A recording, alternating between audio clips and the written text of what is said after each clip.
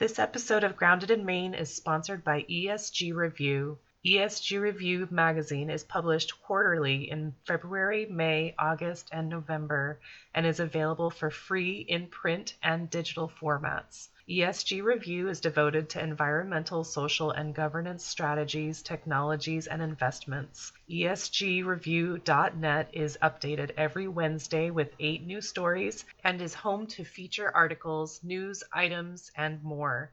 Visit esgreview.net to stay informed and help us spark the collaboration and awareness needed to develop sustainable economies and communities around the world.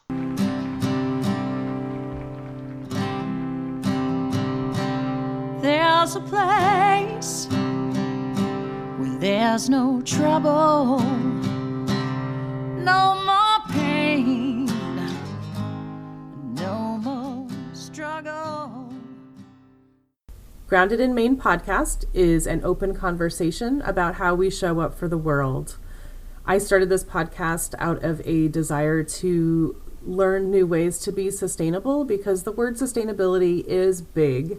It can be overwhelming, and I just wanted to learn, different ways to try to be part of the solution and not feel like it's too late. So I am talking to people who are doing different things and learning so much. I hope that you are too. Hi there. My name is Amy Fagan. Thank you for listening to Grounded in Maine today. My guest is Jen Joray. Joray? Did I say that right? You said it beautifully, Okay. Jennifer Joray. And Jen is from Eastern River Farm in Pittston, Maine, and she reached out to me on Instagram and she was like, I would love to talk on your podcast. And I was like, heck yeah. And so now I'm learning all about her, and she is so fascinating and so fun. And so usually when you think of a farm, you think of like animals and you think of vegetables and stuff like that. But Jen focuses on flowers, but they do have animals, and they do some vegetables too, but you don't focus on the vegetables. You said not so much the vegetables. But so thank you so much for being here, Jen. Thank you. How are you today? Oh, Amy, I'm great, and I'm so thankful that you are so sweet and kind and excited to chat with us. Thanks a lot for having me. Yeah. And so Eastern River Farm is mostly flowers? Yeah. We are a specialty cut flower farm, and we do weddings.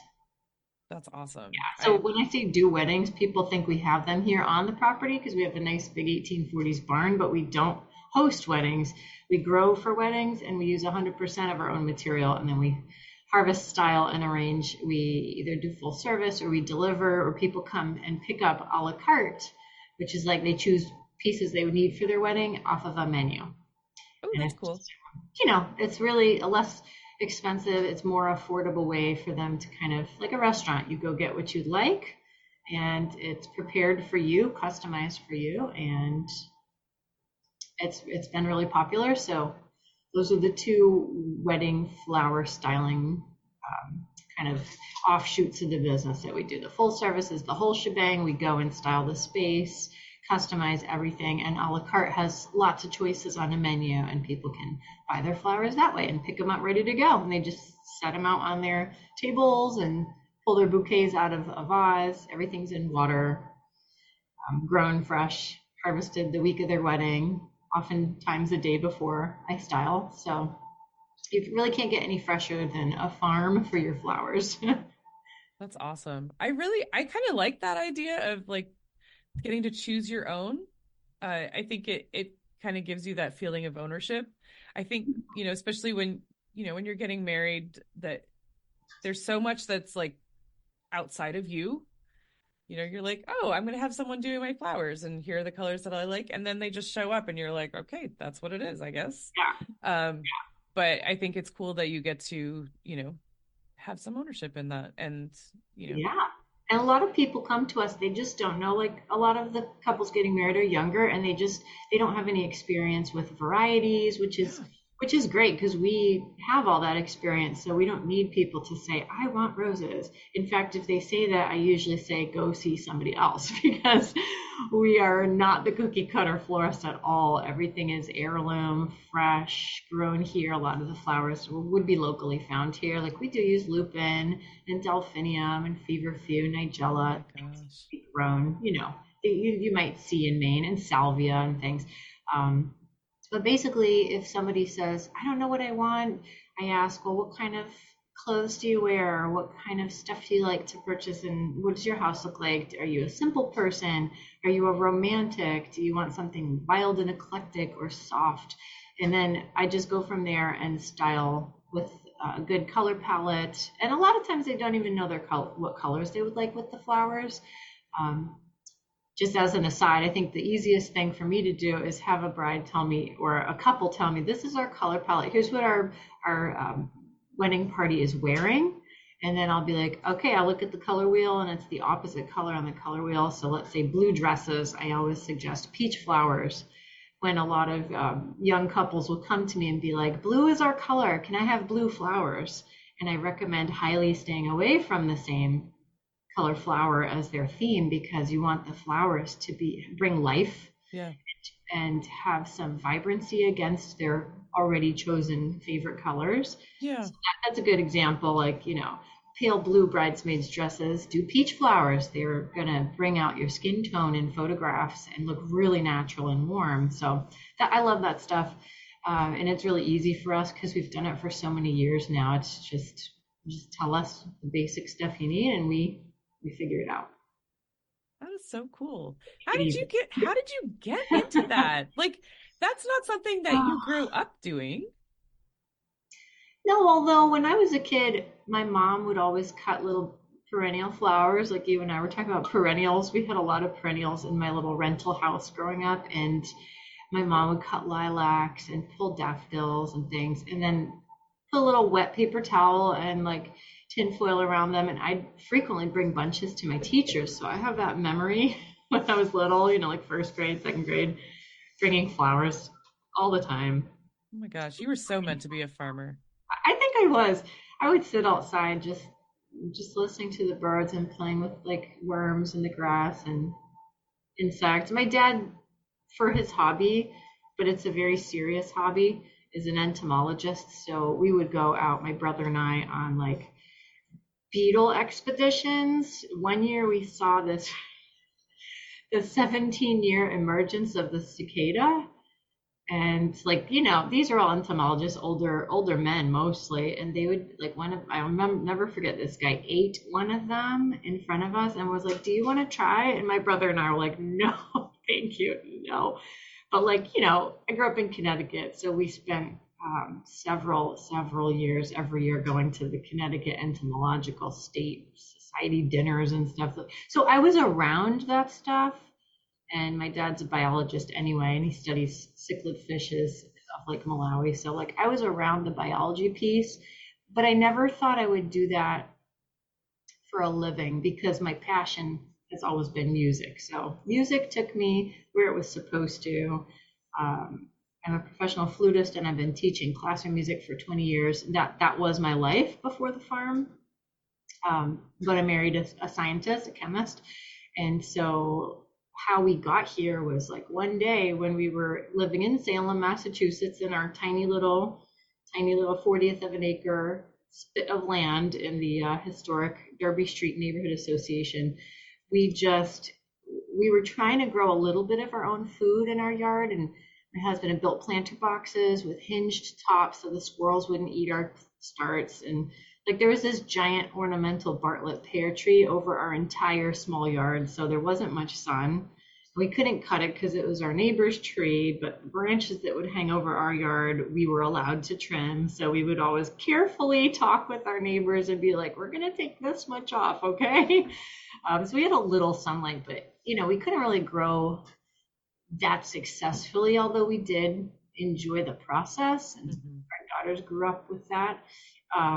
Starting plants in the kitchen and planting out like April 1st in Salem, we were able to plant out the cold hardy things like spinach and lettuces and sorrel and beets and stuff, Swiss chard. But then we very quickly realized it's nice to eat our own stuff, and we were kind of stuck in terms of the space. So we tried to get our neighbor to sell us a parking lot adjoining our house. Like next to our house, there was a mirror image of our house that had burned down many years earlier. And it was just a parking lot for the National Park Service. And her brother owned the lot. So we really wanted to buy it and put up a greenhouse and grow food. Like that, we tried that route, but it was not comfortable for them. They wanted to keep that in their family, that parking lot. And so I thought about leasing land. We started to kind of visit. Before we had the kids, actually, we would drive around all over Massachusetts and try to find places with more land and a barn, and just nothing was affordable. And then one day my husband came home and he was like, I think we actually need to farm for a living. Like, let's leave this life 100% and farm. And I'm like, oh my God, you're crazy. What are you talking about? We both have careers. At that point, we did have 2 children, and like they were involved in activities and had friends at school, and we were doing the traditional life that all my friends were doing, and I just didn't want to go. I remember pushing back. We were outside a Dick's Sporting Goods parking lot one day, and I just like burst out into tears. I'm like, I'm not moving. I'm not. What are you talking about? This is not going to happen. And anyway, long story short, he said, let's do it slowly. Let's look for a place. Let's research what we could farm and how we could make it happen. And then maybe we'll rent out the bottom unit of our 2-family house, and maybe we'll just visit the farm. And so really, long story short, that's what we did. After 3 years and a lot of research, 3 years of searching, a lot of driving, we did buy a farm and do it remotely for the first 2 seasons from Massachusetts. So every Friday night we'd bring our dinner, our small dog, our small rabbit, the 2 girls, my husband and I. He would like make a burrito or something he could eat on the way, and we would have like, containers with forks and spoons, and we would just eat. In the wintertime, it was in the dark, and we did this every single weekend. We'd just drive the 3-hour ride, eat, the girls would watch a movie or we'd talk, and then we'd drive back on Sunday. And while we were here at the farm, we would like mostly walk around the property and dream.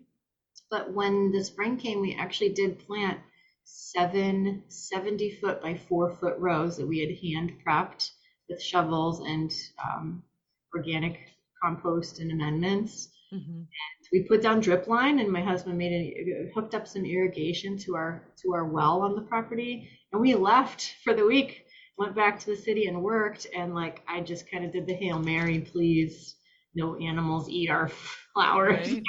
And our veg. And, every weekend I came back, things had grown bigger, and the pests had not found our flowers and our veg yet, because, it was just an open field. For some reason, it just stuff survived. I really can't even believe it, thinking back how things lived without much handiwork from us. Like we didn't weed much. We just kind of planted and left. And that second season, we had a little more experience. So we grew a lot more that second season and put a perimeter fence around it that was electric, with a solar panel for the electric fence that you can move. Yeah, and it worked. And we had some florists come and look, and we were like, look, we're growing flowers. What do you need? And that second season, one of the prominent florists whose work I really admire, pretty local here, she was like, I want to see a full 70-foot row of feverfew. I want to see a full 70-foot row of whatever it is, not these like 6-foot chunks. So I thought, oh, wow, we need to grow a lot more and service local florists. So the third season, we started to get into weddings ourselves, and we did grow a lot more. We were growing at least a half acre, if not 3/4 of an acre at that point, which was just a lot of 70-foot rows. And we realized we had to invest in a tractor, implements, stop like hand shoveling rows, because we were at a scale where it was not viable anymore for our bodies. Mostly my husband would do the shoveling, and it was like an hour per row to prep. You're walking up and down so many times. And so we invested in a tractor and a bed layer. The bed layer had to be strong enough to pull through clay. So that was something we took a lot of time and conversations to learn. It was more expensive than we had hoped, but you have to have the power to pull something through clay. So that was big lesson number one for me. I was like, oh, Yeah, for sure. we can't go cheaply on this. Like, we have to invest in equipment that's going to last and keep our bodies in good shape. And so, like, pretty much from there, we just, well, I guess COVID hit, and that was like a big fork in the road for us. We could have stayed living in Massachusetts or moved up to Maine, which was like our long-term retirement plan anyway, but we just pulled the trigger and we were like, we're moving cold turkey. And the biggest reason we moved instead of stayed with the commuting, of course it was a pain to commute, but I think the biggest reason was the requirements for who and how you can rent out your property were in negotiations, and it was possible that rent would be set at a certain amount, and we may not have had the freedom and the flexibility to choose our rental price for our own property. And so that was pretty scary, because it's like, you need to meet a certain amount of income to own two properties, and the financial piece was a little bit just out of our control. So we decided it'd be better to sell the property in Salem. My best friend was like collecting homes slowly over the years. She'd already had several units. She and her husband, one in Lynn and their house in Salem, and I think they had a third property, and so this was like their fourth. And she purchased our house, and then we didn't look back. Yeah. That's awesome that you had it already, like it was so easily set like that. Yeah, well, you guys know it's not ever easy to make those giant decisions. Like, we thought it'd be a lot safer financially to have that income property, but when you look at the reality of the potential drive, 6 hours round trip if there's a problem, it didn't work out. I said, we can't leave our farm for a whole day just on a whim if there's an issue. So we sold it, and I'm really glad we did. And then I got a job up here in Maine teaching. It's a half hour from the farm, which works. And I just like bust my butt to do the farm work that I'm supposed to do when I am not at work. And my family does the majority of the farming now. So my husband left his job a few years ago to be full-time farm. And we decided that the girls would stay here and be full-time farm too. So they're homeschooled on the farm with him. And they've had such a strong relationship. I can't impress upon you how positive it's been for the three of them. I'm kind of the oddball now because I still work, but I'm really pleased that I can help support the farm and the growth of the farm and the family by working off farm. So they do all the animal chores. We have tons of animals now, because we're here full time. So you really can't own animals unless you're on your property full time. Unless you have somebody to live here and work for you if you're not here, but that's not how we wanted to do it. No. So we got lots of chickens. We have 16 ducks now, I think, and half of those are ducklings that were born here last spring, and a couple geese, and 6 pigs. They're champion stock Kuni pigs. So my youngest, who's 11, it's her company. She's starting. Of course, we're doing a lot with her to get it up and running, but she has a pig breeding business. So we can provide breeding pairs to other small farms the way we've set it up. So that was the big project through last year, was setting up a farrowing unit that was 2 units. So we can have 2 litters simultaneously, and those pigs can breed. Their bloodlines all mix with really low COIs, which is coefficient of inbreeding, that's what you want. You want really, really low COIs so that you have really healthy pigs that work really well together. Because you don't want to interbreed. You don't breed siblings together. That a whole host of problems. So our herd was set up by a very well known and respected breeder who started the American Kune Kune Society with her colleagues, and she's recently last year broken off from that and started her International Kune Kune Society, Pig Society. So the IKKPS is where we belong, and all our pigs are registered. And they're all actual champions now. We've gotten titles on all of them but one. She's growing, so hopefully she can have a champion title. Either reserve champions or champion stock. So, and they've come from all over the country: California, Colorado, Virginia. Wow. It's expensive to set up our starter herd, but it's a small herd, and they can all intermix. And we have our first litter now. So we'll have some meat, but the purpose of the business is to offer breeding pairs to other small farms. Okay. And does your 11-year-old daughter understand all of that stuff? Oh yeah, we do monthly Zoom meetings with the IKKPS members, and she's actually better at the conformation standards than I am. She's like, Mama, that tail set is a little high. I'm like, wow. And Kathy, the woman I was telling you about, who's our mentor and helped us set up the herd we have, she bred for over 10 years. She's like, yeah, Chloe, dead on, smack on, you got it, you see. And I'm like, how are those pasterns, Chloe? And she goes, no, that one has a bit of a bend in the rear right. So you want something that's, you want them to look like ballerinas. They have to have really tall, pointy toes. And we're awesome. Not like, it's not like, oh, we want to show our animals. We're doing it for the health of the breed. You want your pigs to be extremely healthy and have long, good, happy lives where they don't have pain in their bodies. Their bodies are made properly for the long haul, and also can gain weight quickly and easily on pasture. So, but like we're way verged away from flowers now, but that's all right. It was an exciting thing to be able to have animals when we moved here. So that was like a big turning point for our family. Yeah. Well, everyone doesn't need to do flowers on your farm. Like there are 4 people. But we all do. We all do 100% nearly flowers when the season starts. That's awesome. But I mean, your daughter has the passion for pigs. So that's very cool that she has that opportunity, and she's an entrepreneur now. So sheesh, that's amazing. And so so you've got your animals and you've got your flowers, and you do grow some vegetables, and you are teaching, and everyone else is home on the farm, but so I'm curious about your the process. I know you said it took like 3 years and you were looking for the right place, and then you were here for like one day.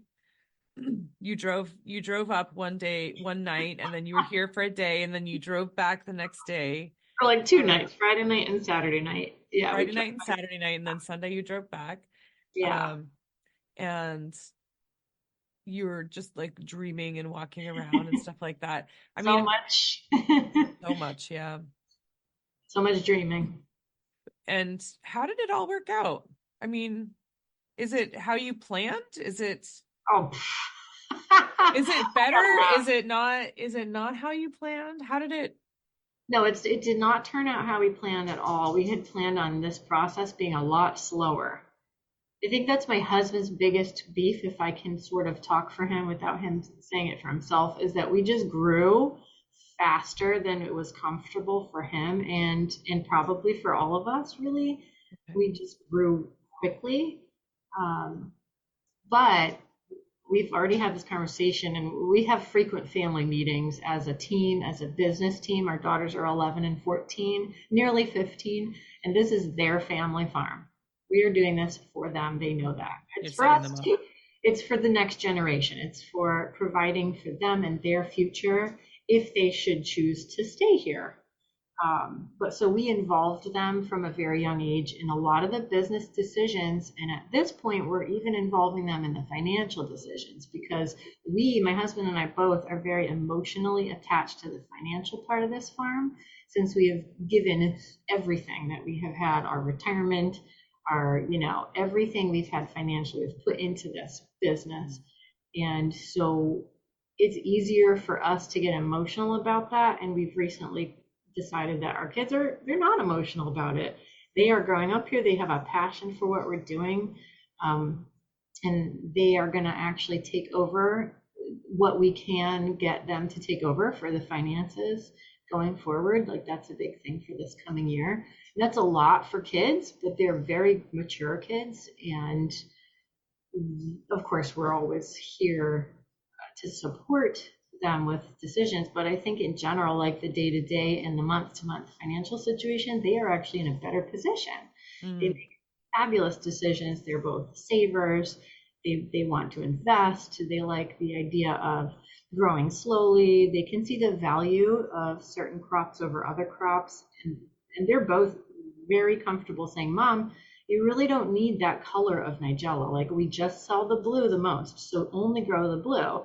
And you need that all season, so make sure Yeah. you plan successions for the blue and don't worry about the white so much because you use white feverfew, Mom? And I'm like, I do?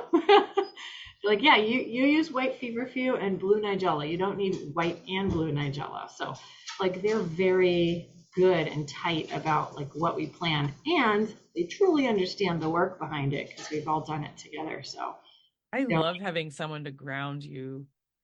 yeah, my I daughters are my grounds for sure. That's awesome. I mean, I would be like a crazy cat lady if somebody wasn't like, do you remember when our cat was really old and we spent all that money and all the messes and all that stuff, like, just say, you don't need all that. But Yeah, that's awesome. And do you remember, we don't really use that. That's, you use the white feverfew. You don't use the white Nigella. yeah. So it That's didn't. awesome that they're that are attentive. They're so important here. Like they make such good decisions. So how did we think this farm was going to work out? Did it work out as planned? Not at all. And most of the benefits we've seen since we've started farming, we could have never imagined. I mean, it's so much better than we could have imagined.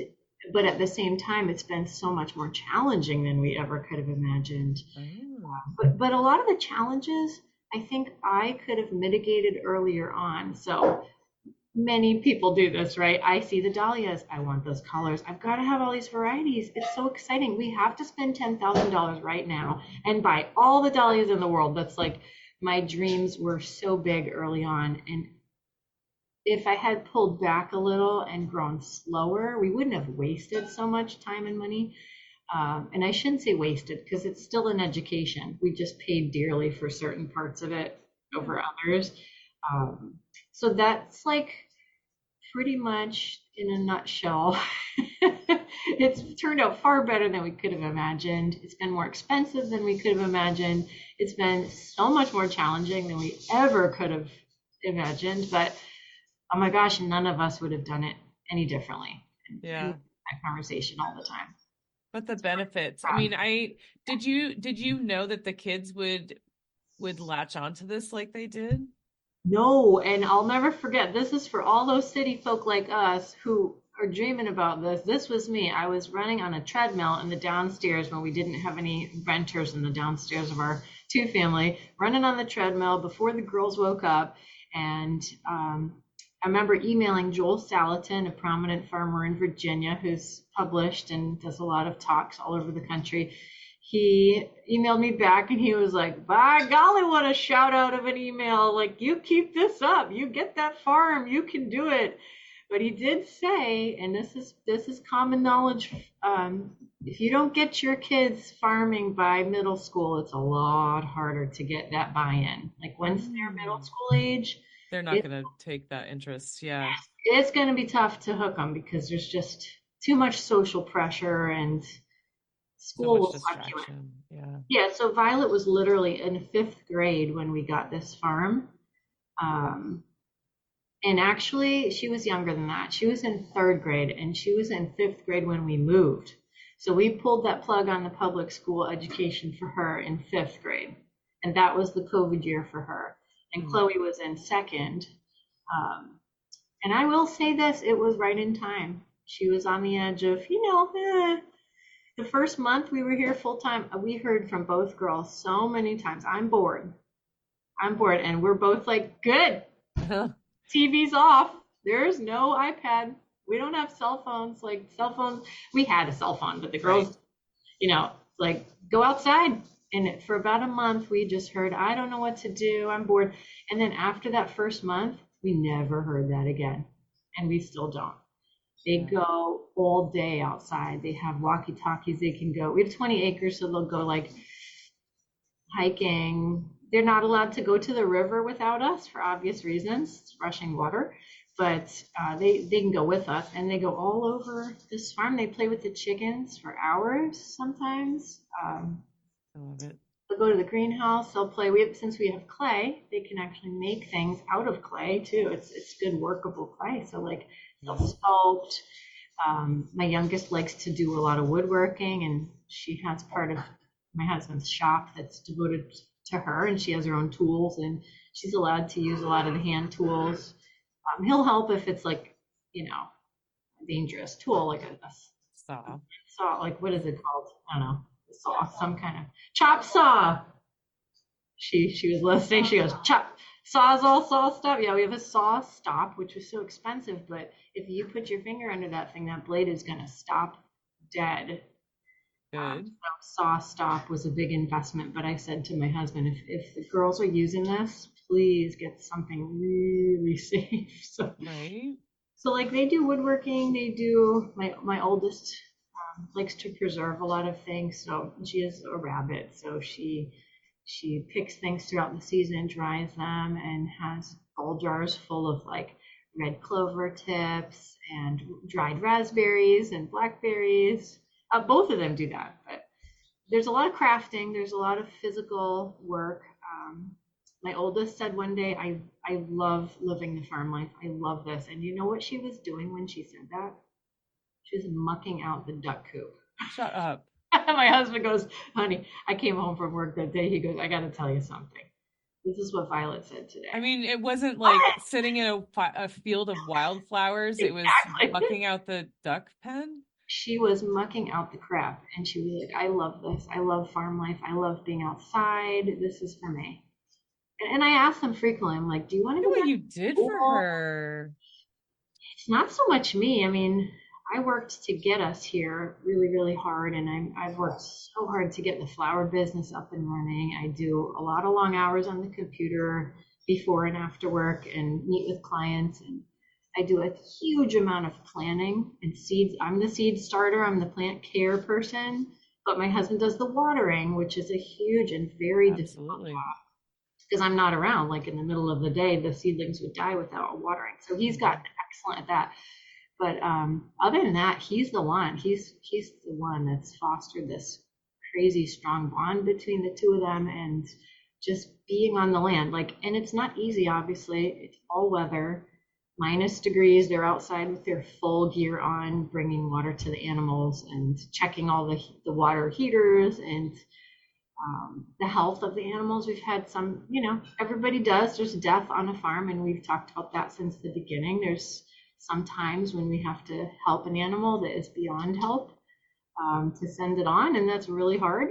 It just happened again a couple days ago with a beloved creature, and it's just part of the deal. They see it, they see death, they see suffering, but it's not for long, because we can intervene. Like in nature, an animal is suffering, you don't know, you can't help it, but when we see that, we can do something about it. And so we've had a lot of hard decisions. The girls have had to make those, and my husband makes sure they're a part of the conversation. Like, this is why we need to do this.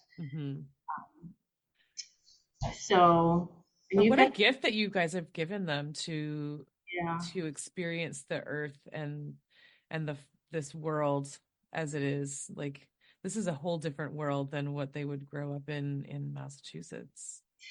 Yeah, we're still friends with some really wonderful people back there. And my oldest just recently said, like, I'm starting to see the divide now. Like, what's important to my really good friend and what's important to me are quite different things.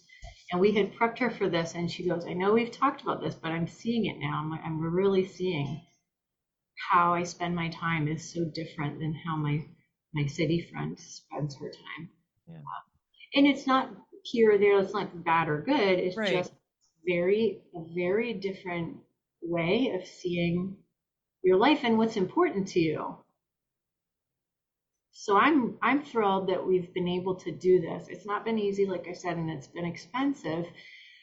However, if you're sitting there and thinking about, oh my God, I would love to make soap out of goat's milk. I would love to have pigs, or I would love to start a flower garden and maybe like do some bouquets. So many people start that way, and you really don't need much land.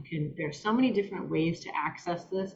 You don't need a ton of money. You don't need a ton of land. We just did it on a bigger scale right away because we wanted to make it a full-time business. And by year 2, we were pulling in enough income for my husband to be here full-time. And by year 3, we were pulling in enough income for the 3 of them to stay and work. And my job helps. We still need my job for the insurance. But like, you can do that. We took a giant bite. We didn't just do little nibbles. But then you get more income from more risk potentially. So that's what we were. But you can do it small. You can start on a 1/4 acre or less and just grow intensively market garden style. So I'm specifically talking about flowers because that's what we know best.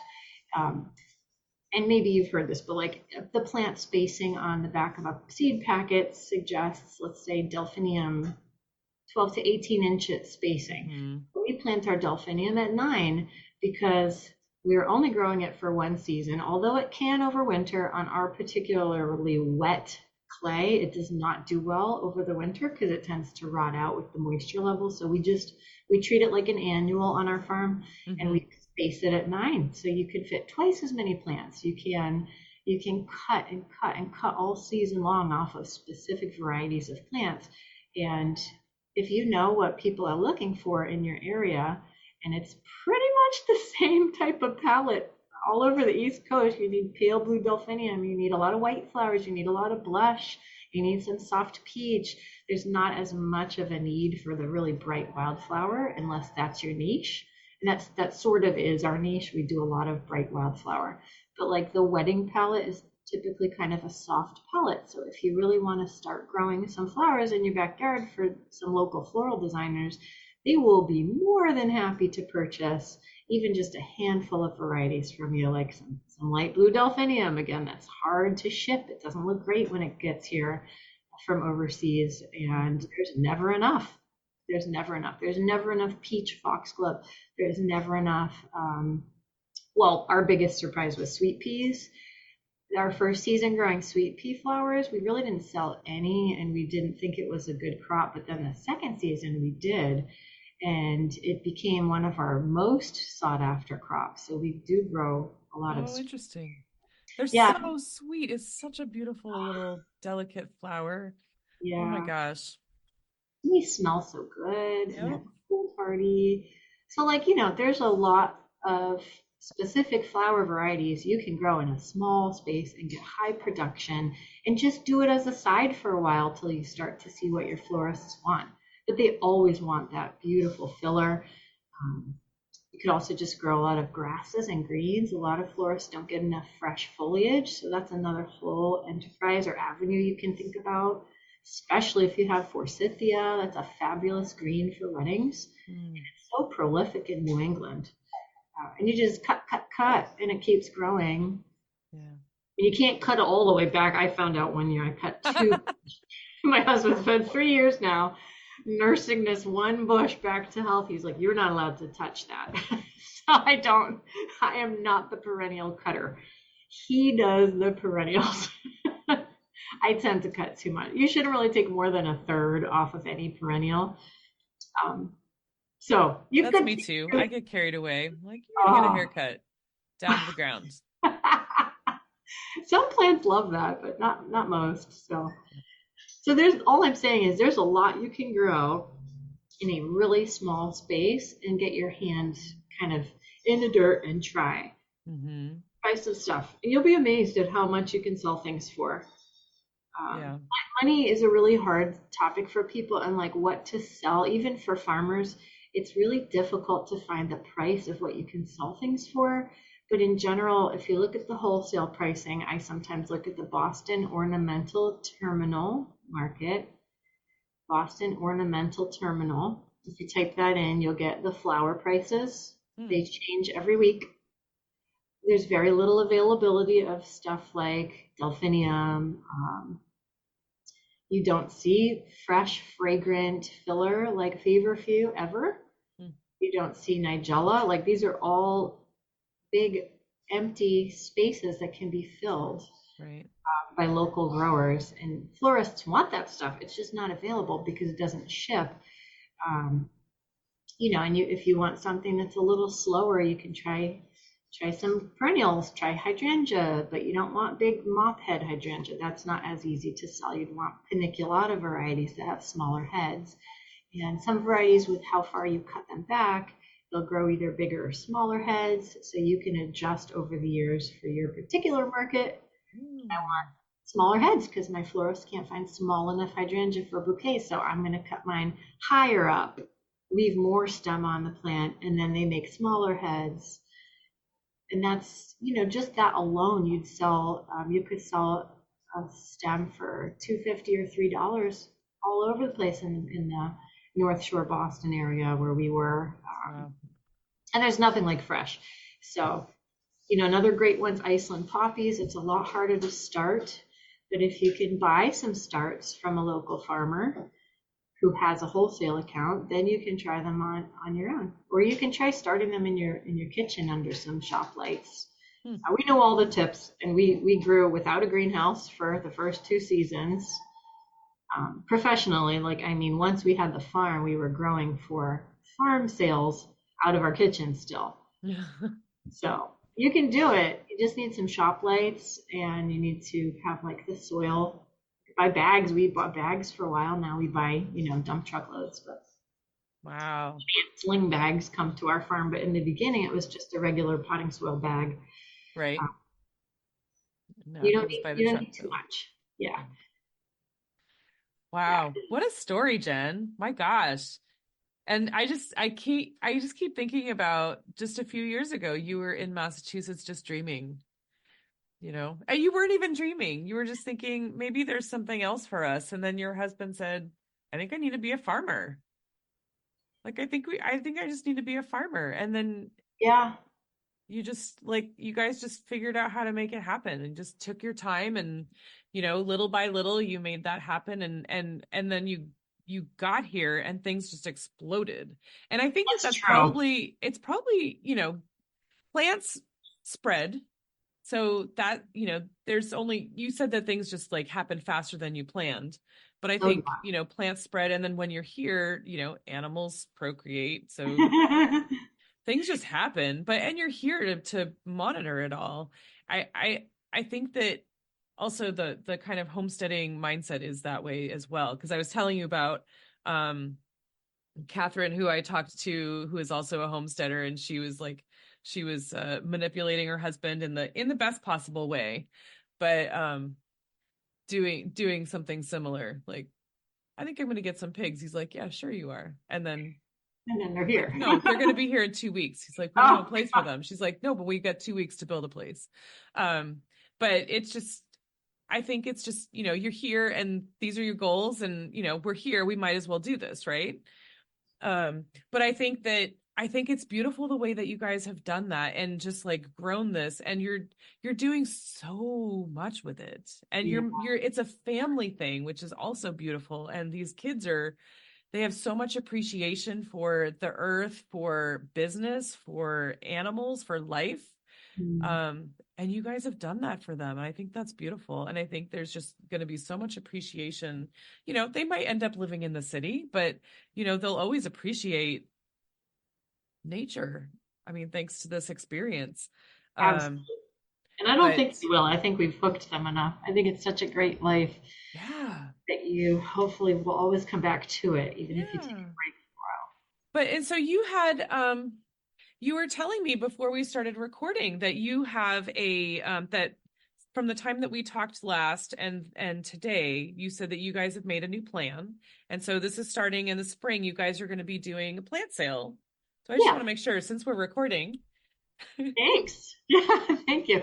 Well, people have asked us continuously all through the years if we could just help get them started on a cut flower garden or sell them specific things, but they don't know exactly what colors or what flowers might work for them. So we decided to put together a cut flower garden in a tray, of a nice big beefy tray, which is like the 1020 is a standard tray size. It's about, 2 feet by 1 foot. It's not exact, but I think it's 10 inches by 20 inches even. And then it has 32 plugs, which are nice, long, beefy root systems with the plant. So we're going to do 32 starts of a mixture of what is really beautiful cutting material for the whole season. So things that you cannot buy in a garden center, like eucalyptus, lisianthus, maybe some dahlia. What's the word? I'm blanking on it. Tubers? Cuttings, Oh, okay. not tubers because they're too big to put into. Yeah, that's what I was thinking too. A nice, vibrant, vigorous cutting. I'm very good at taking cuttings. I start in early February, like pre-sprouting our tubers that are in the basement, and then we slice those up carefully and plant those into 5-inch pots, and then they grow foliage, and I take the cuttings off the foliage, and those baby cuttings are sometimes even more vigorous than a plant grown from a tuber because they have so much new energy and life. They're producing tubers and flowers in their first year. We have several tubers from those cuttings by the end of the season, so you can then go and save them for yourself over the winter if you want to dig them out.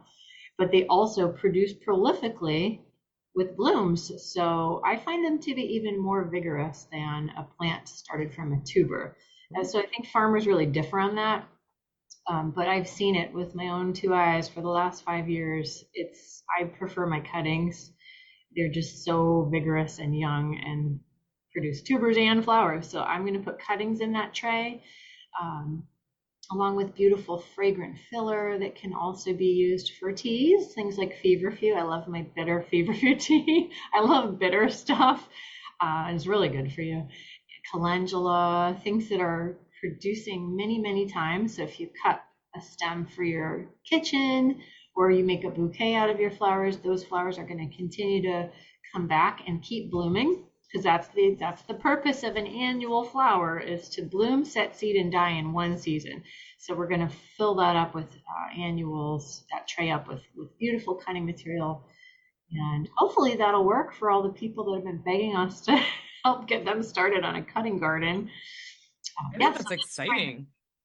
Me too. I can't wait. The planning part is probably my favorite piece to the farm. My family makes fun of me that I'm like the Excel master. I just love Oh my gosh. possibilities. Because you can't make a mistake on paper. It's just paper.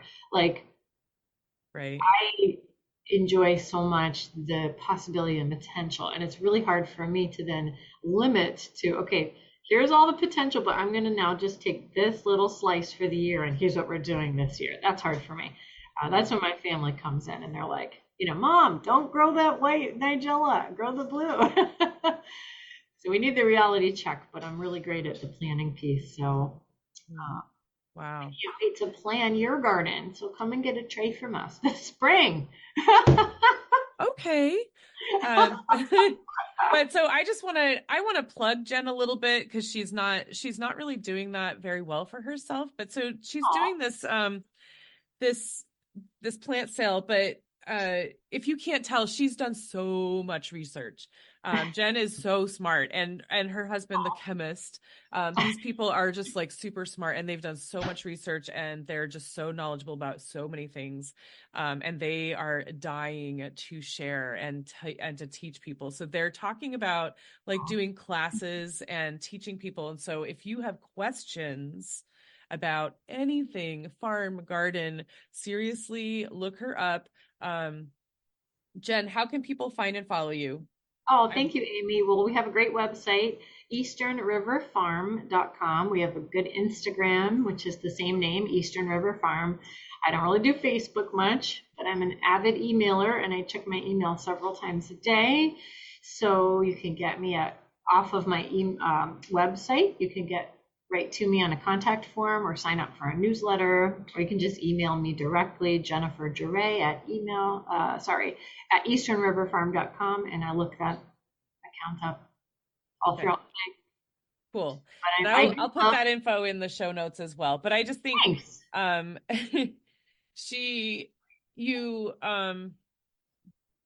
you love researching and Mm, you love learning and you love teaching. yes. And I think that Yes. this could work out really well for a lot of people that have questions that are like, there are so many people that have tried, there are people, who was it? I was talking, a friend of mine, Fawn. I need to hook you up with my friend Fawn because Cool.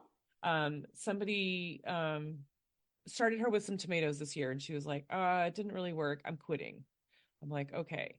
So, but you try something, it doesn't work one year, and then, it's hard to not get discouraged, but there's also like there's so many variables and there's just so many things that could go wrong, so many things that could go right if you try different things. And I think you're a really good person to talk to about that because you have so much understanding and because you're friends with Joel Salatin, which is like he's like the guy to know when I it don't know if comes to I'd say so friends many with, things. but Yeah, we've you're had friends with him. conversations. We've Yes. we've studied his material. And actually, here's a plug for him. He's now starting to do a class finally, and I think he's kind of been against this for so many years. He's a lifelong farmer. His family started farming in another country, and they bought this farm that he currently has with he and his wife and his kids. His kids are now farming and like doing the managerial part. So, he's getting older, but he's literally been farming his entire life and he's in his 70s. So he's probably the most knowledgeable animal for meat production farmer that I know. And there are a lot of awesome also meat production farmers here right here in Maine. Um, yeah, so that is our strength. You're right, Amy. We've had so many failures and challenges, and that's what learning is. You have to fail, and then you don't give up. You go, that sucked. I wasted all that money and time, but it's never a waste. Like I said, it's part of your education. The failure is your education, really.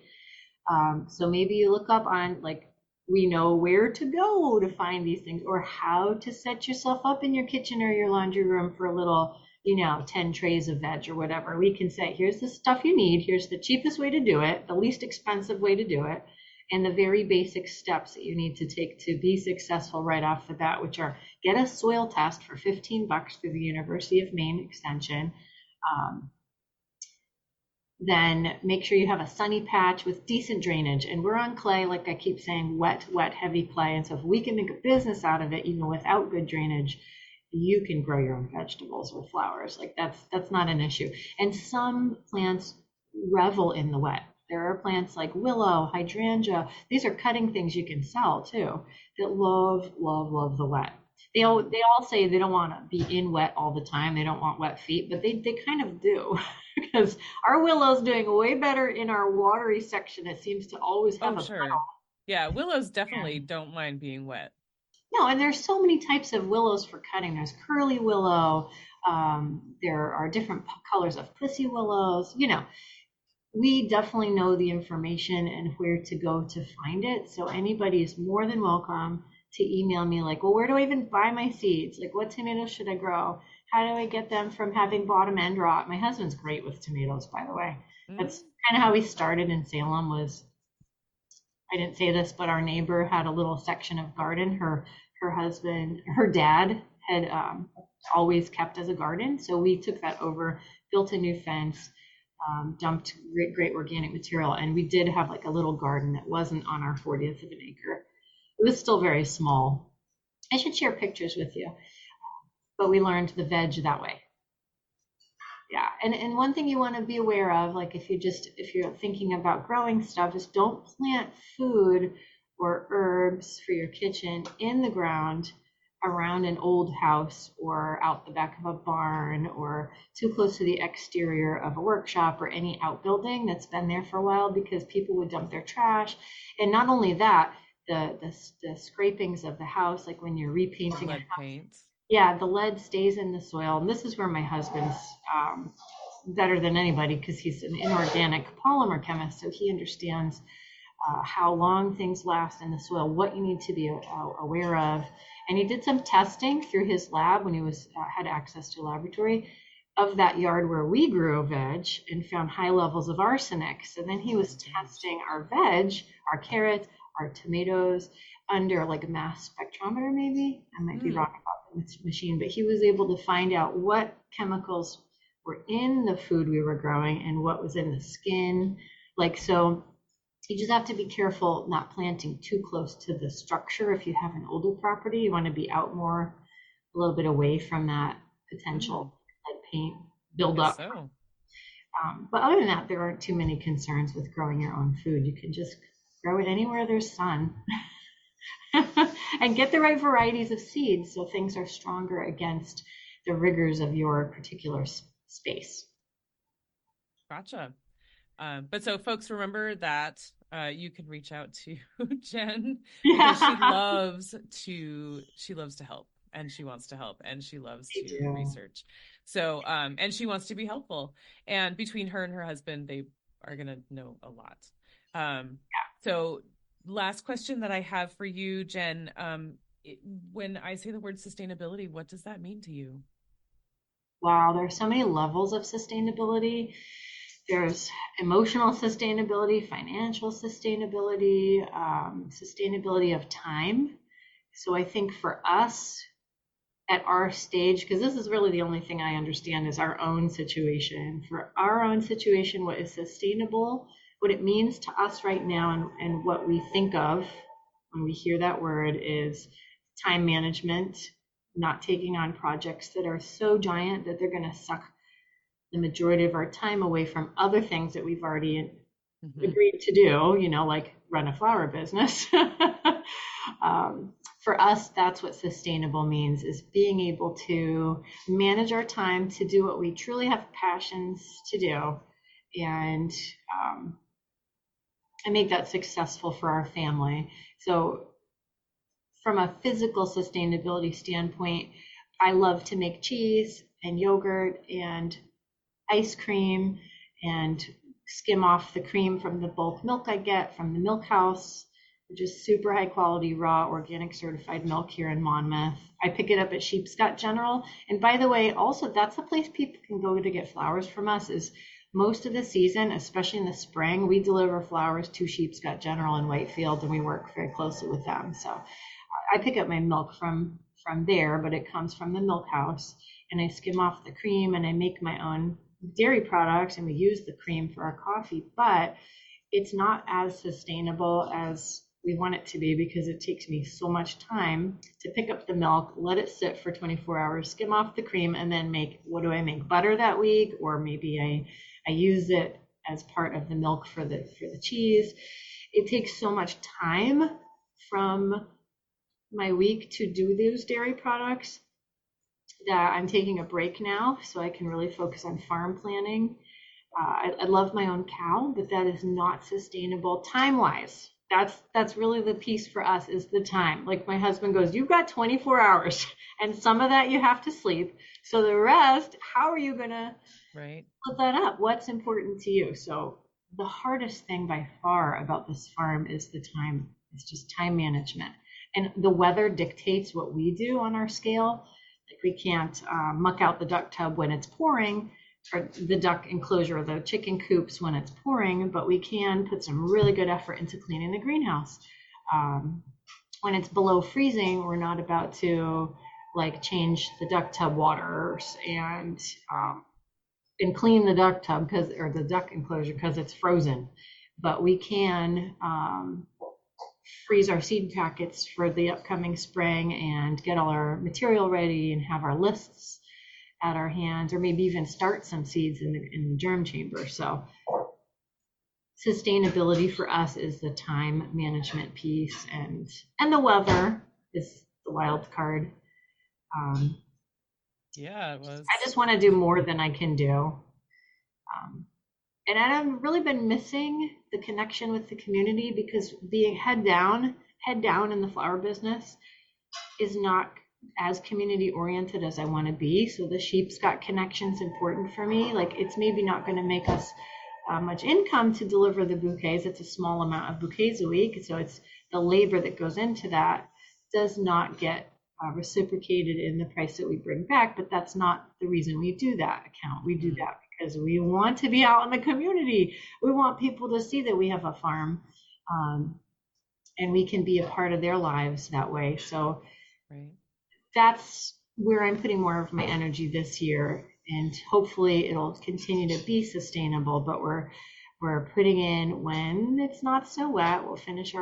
We have like a gravel parking pad area, which will allow for more workshop participants. Then they can come and do field walks with me and see how we start seeds and learn how to grow their own gardens, not just veg, but flowers and herbs. And maybe, they can come and visit the pigs and really understand, stay on the property for a couple hours and really understand, like, this is how you pasture animals in a small space. Here's how you use the electric fence. Here's how you farrow. Here's how you give little shots if you need to.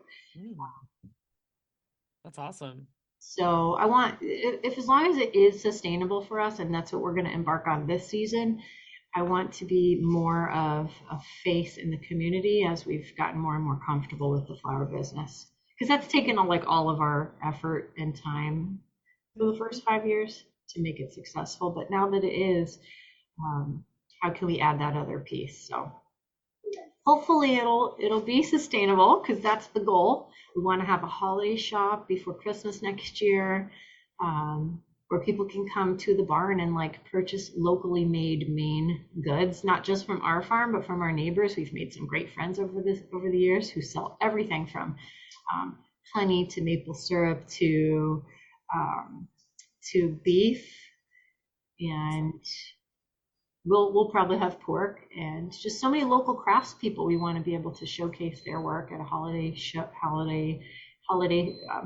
like a weekend.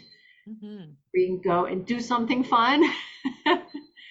And yeah, I'll have flower workshops too, like how to make a centerpiece, how to make a hand-tied bouquet.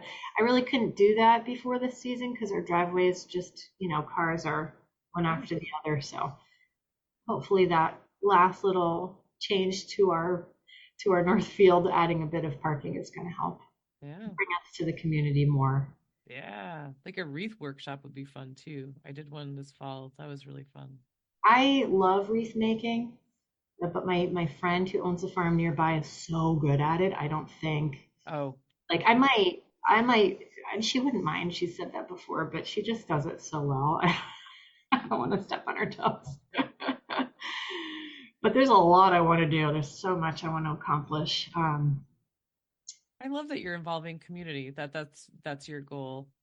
That's the ultimate goal, is for people to feel like they can actually grow some of their own food. And you don't have to do it all. Just start with garlic. Start with something you throw in the ground and forget about till July. And cut off your scapes, make some pesto, and pull out your garlic in August. And then you've got a crop you can hold on to for the winter that you're going to cook with. That's a very easy, a gateway plant, I think, garlic. Yeah, for sure. And it's really good medicine. Yeah. It's amazing antifungal, antibacterial, antiviral, helps you break up phlegm and a cough. If you have a bad cough, garlic will loosen the phlegm and get it to expel from your lungs, especially raw. If you can chew a raw clove without getting too much stomach upset, that's the best. And you can process it. You can make fermented garlic. You can cook it on the stove in butter for an hour, really low, and make soft, spreadable garlic butter. Oh my God, garlic bread. I could go on all day. And it's really good for dogs. I know people say garlic is poison for dogs, but it is not poison in a small amount, and it actually is very beneficial to their bodies too. So I didn't say this, Amy, and I could go on forever, so I'll try to be quick, but livestock and natural methods of food and medicine is something we are becoming really strong at. So. Oh, that's right. You were telling me that you were giving, was it garlic to your new pigs? Well, we haven't. I don't think we've given garlic yet, but we do a natural deworming routine. Sweet Annie Artemisia is probably that's what it was. The Sweet Annie. Because coccidiosis is there, and if you do breed pigs, you will get that at some point. We have not yet in 3 years, but I'm thinking it's because of our methods. We do keep the areas relatively clean and we pasture them when it's not winter. We move them all over the farm. But when it's winter, they need to all be in different paddocks closer to our house so we can get to them Sure. and not, be able to get to them basically, as we can't get back up our hill when it's covered in ice. So that's the only reason we can't continue to pasture them through the winter. Just the snow makes it too hard. So because they're more, I wouldn't say confined, they have constant outdoor access and indoors when they want to, but there's more of a chance and opportunity for disease when they're not moving around. So we do grow sweet Annie Artemisia, and then I'll shake the dried stalks. It's like it's almost like, reminds me of a giant broom, and it has thousands and thousands of seed heads, like little pollen-y seed heads at the end of the season, and it's super easy to grow. You'll always have it if you grow it once and you let one plant go to seed and you forget about it, it'll be on your property forever. So you just go search for those, stalks, and then shake them in the livestock pen after you've cleaned out your units. And I think that is such a beneficial thing for keeping mycoplasmas and bacteria and diseases at bay, because it's a strong natural dewormer. It's wormwood. It is a wormwood, sweet Annie. And other artemisias work great too. So the pigs will eat it.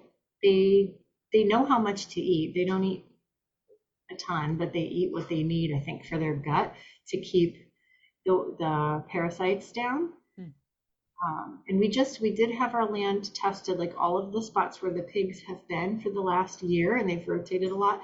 Our vet came and did fecal sample testing from all 3 locations where we had the majority of the pigs, and they came back with 0 parasites.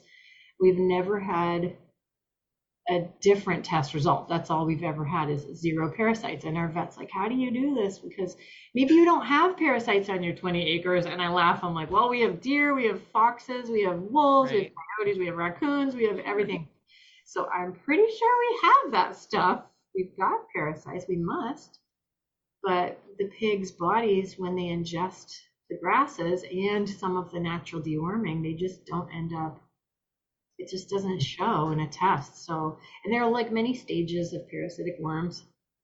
They can live as larvae, they can live in the intestine, they can live like in all different places inside the body, and they are at different stages themselves. They could be a full parasitic, like a big worm. They can be a tiny larvae, they can be in between. And so the vet's like, maybe dependent on the time of year, we might find something, but they haven't. I think the natural deworming is so strong. So we're just really learning about the powers of herbs as well. That's so cool. I mean, and the fact that it's free and just grows there. That's amazing. Yes. Well, but speaking of time sustainability, I'm sure you have things to do, and I do too. So right. You got a farm to run. Yeah. Thank you so much for having us, Amy. Oh my gosh. Well, I'm so glad to get to know you guys and to get to share your message, because I love it. I love it. I love it all. And I want to get some plants, and I want to get some sweet Annie so that I can have that as well. Oh yes. Come visit. Chicken pen. You'll love it. The chickens will like it too. Cool. All right. Well, thank you so much, Jen. And remember, everyone, to look Jen up if you have any questions about farming, about plants, about animals, about anything, because she loves to research and she knows a lot. Yeah, we want you guys to try it too. Try something. Grow something. Awesome. Yeah.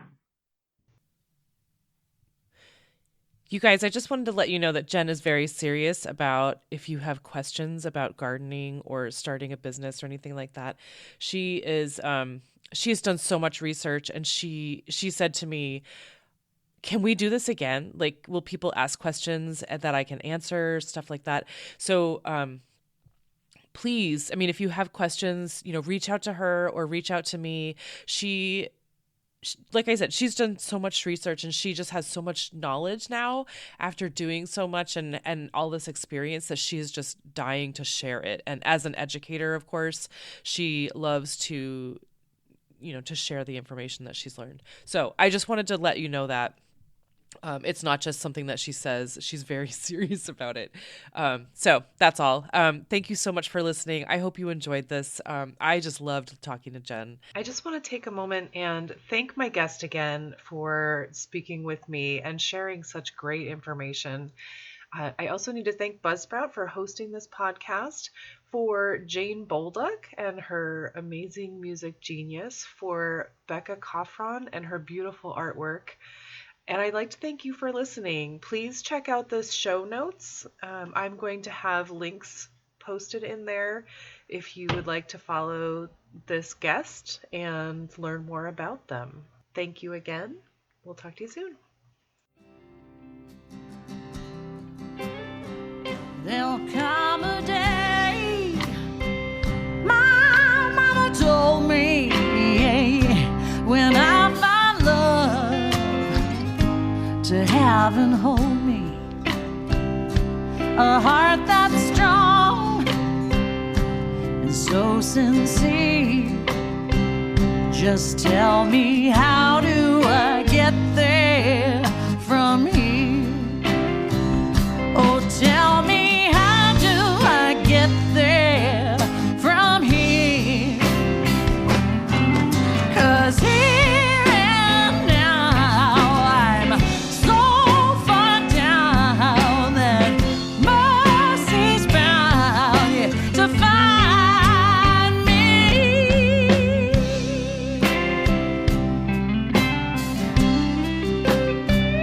We'll find a way to soothe the sickness. We'll heal the hate with sweet forgiveness. Wages of war will disappear. Just tell me, how do I get there from here? I wonder, how do I get there from here? Yeah, 'cause here and now I'm so far down that mercy's bound to find me.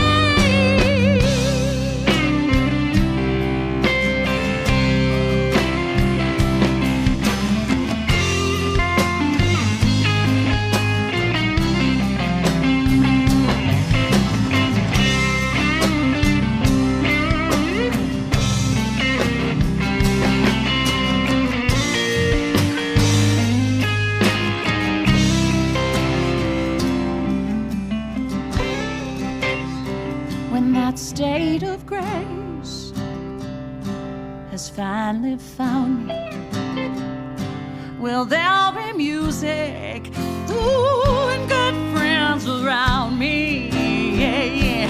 And I'll just smile through happy tears and wonder how